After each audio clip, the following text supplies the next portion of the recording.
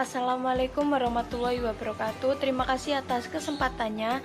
Perkenalkan, nama saya Melza Fidianti dengan NIM 2019710623 dari kelompok 5. Terima kasih atas kesempatannya. Perkenalkan, nama saya Aura Nabila, NIM 2019710691 dari kelompok 5.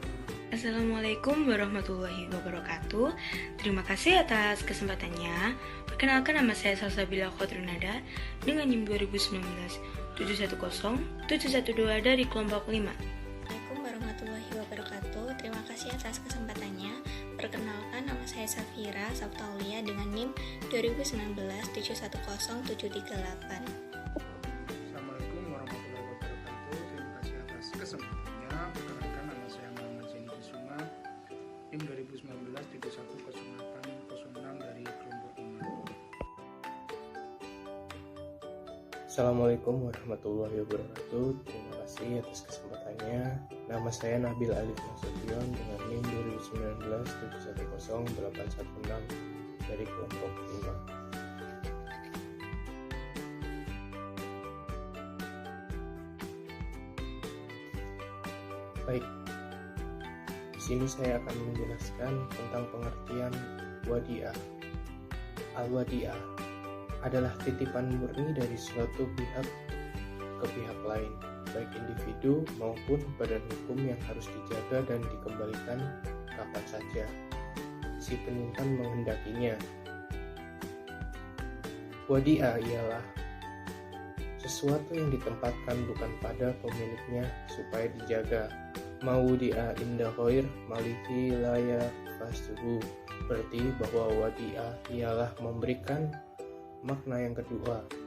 Wadiah dari segi bahasa adalah menerima, seperti seorang berkata, auda tubuh, artinya aku menerima harta tersebut darinya. Jadi di sini saya akan menjelaskan mengenai landasan hukum wadiah.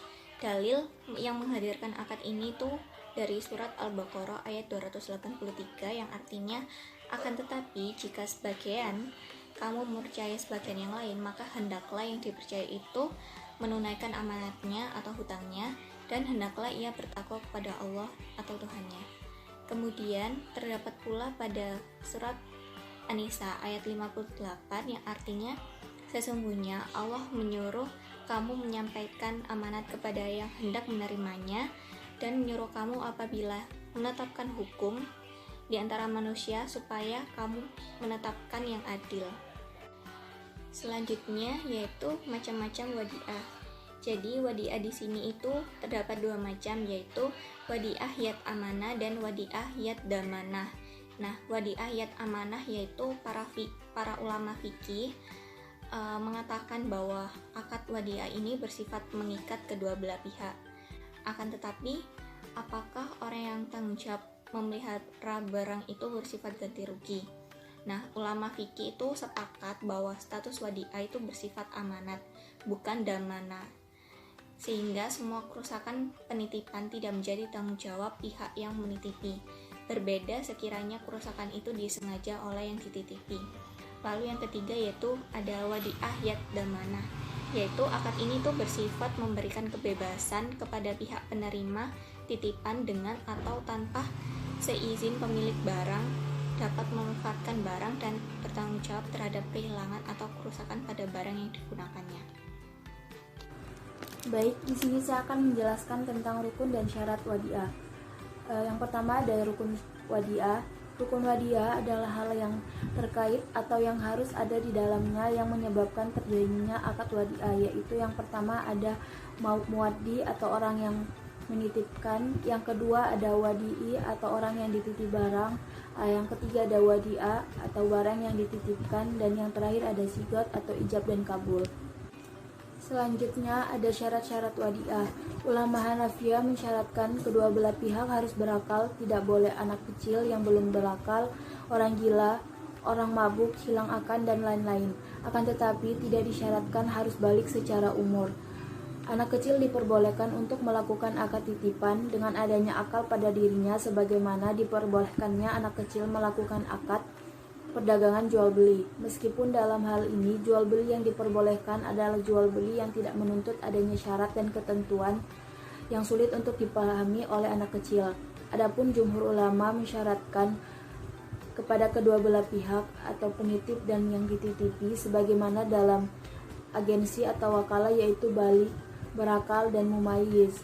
Terkait dengan adanya barang yang dititipkan harus berupa properti atau barang yang mampu untuk diberikan secara fisik. Barang titipan tidak bisa berupa hewan yang kabur, ikan di laut, burung di udara, atau barang lain yang tidak mampu dijalankan atau dipindah tangankan. Terima kasih.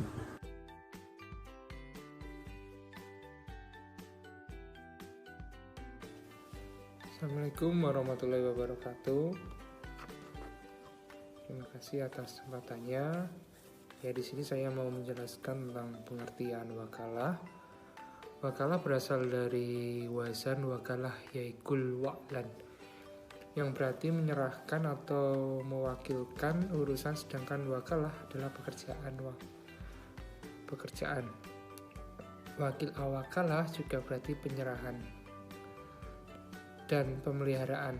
Menurut kalangan Syafi'i, ya, arti wakalah adalah ungkapan atau penyerahan kuasa al-muwakil kepada orang lain supaya melaksanakan sesuatu dari jenis pekerjaan yang bisa digantikan anak baul an-niyab dan dapat dilakukan oleh pemberi kuasa dengan ketentuan pekerjaan tersebut dilaksanakan pada saat pemberi kuasa masih hidup. Wakalah dalam arti harfiah adalah menjaga, menahan atau penerap keahlian perbaikan atas orang lain. Dari sisi kata tawakal diturunkan yang berarti menunjuk seseorang untuk mengambil alih atas suatu hal, juga untuk mendelegasikan tugas apapun ke orang lain. Berdasarkan pengertian di atas, dapat dipahami bahwa wakalah adalah akad yang memberikan kuasa kepada pihak lain untuk melakukan suatu kegiatan di mana yang memberi kuasa tidak dalam posisi melakukan kegiatan tersebut. Akad wakalah pada hakikatnya adalah akad yang digunakan oleh seseorang apabila membutuhkan orang lain atau mengerjakan sesuatu yang tidak dapat dilakukan sendiri dan meminta orang lain untuk melaksanakannya. Sekian pengertian dari wakalah. Baik, selanjutnya saya akan menjelaskan mengenai macam-macam wakalah. Yang pertama, wakalah al-mutlaqah, yaitu mewakilkan secara mutlak tanpa batasan waktu dan untuk segala urusan. Dalam hukum positif sering dikenal dengan istilah kuasa luas, yang biasanya digunakan untuk mewakilkan segala kebutuhan pemberi kuasa dan biasanya hanya untuk perbuatan pengurusan. Kemudian yang kedua, wakalah al-muqayyadah, yaitu penunjukan wakil untuk bertindak atas namanya dalam urusan-urusan tertentu. Dalam hukum positif, hal ini dikenal sebagai kuasa khusus dan biasanya hanya untuk satu perbuatan hukum. Contohnya, kuasa membeli barang dari bank kepada nasabah sebelum pelaksanaan akad murabahah.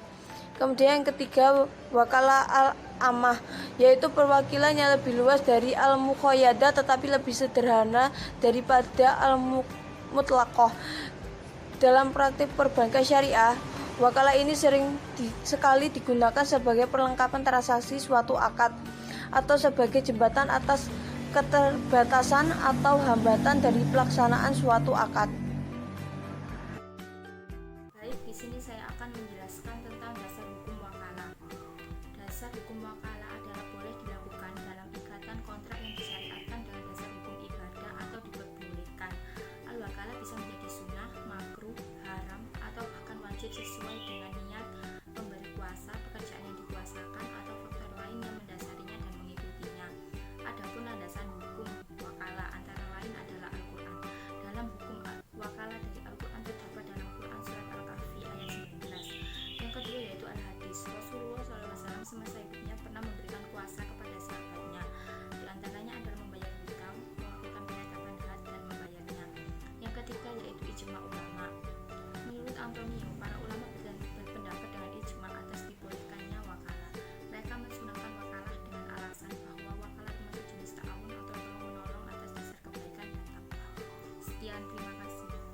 Baik, di sini saya akan menjelaskan tentang rukun dan syarat wakalah.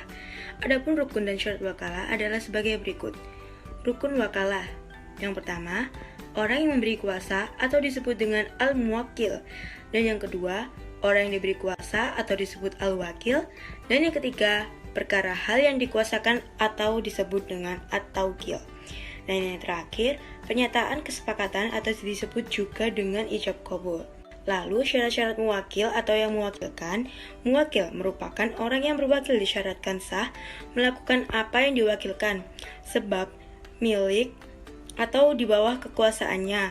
Orang yang berwakil disyaratkan sah melakukan apa yang diwakilkan, sebab milik atau di bawah kekuasaannya. Syarat muwakil yaitu: syarat pertama, pemilik sah yang dapat bertindak terhadap sesuatu yang diwakilkan. Dan yang kedua, orang mukallaf atau anak yang mumayyiz dalam batas-batas tertentu, yakni dalam hal-hal yang bermanfaat baginya. Contohnya itu kayak mewakilkan untuk menerima hibah, menerima sedekah, dan sebagainya. Lalu syarat-syarat wakil atau yang disebut dengan yang mewakili. Yang pertama ada cakap hukum. Cakap bertindak hukum untuk dirinya dan orang lain. Dan yang kedua, dapat mengerjakan tugas yang diwakilkan kepadanya. Lalu yang terakhir ada wakil adalah orang yang diberi amanah. Setelah itu ada perkara yang diwakilkan atau objek wakal. Sesuatu yang dapat dijadikan objek akad atau suatu pekerjaan yang dapat dikerjakan orang lain. Perkara-perkara yang mubah dan dibenarkan oleh syara. Lalu yang terakhir ada pernyataan kesepakatan atau disebut dengan ijab qabul. Maksud dari ijab qabul yaitu kesepakatan kedua belah pihak, baik lisan maupun tulisan, dengan keikhlasan memberi dan menerima baik fisik maupun manfaat dari hal yang telah ditransaksikan.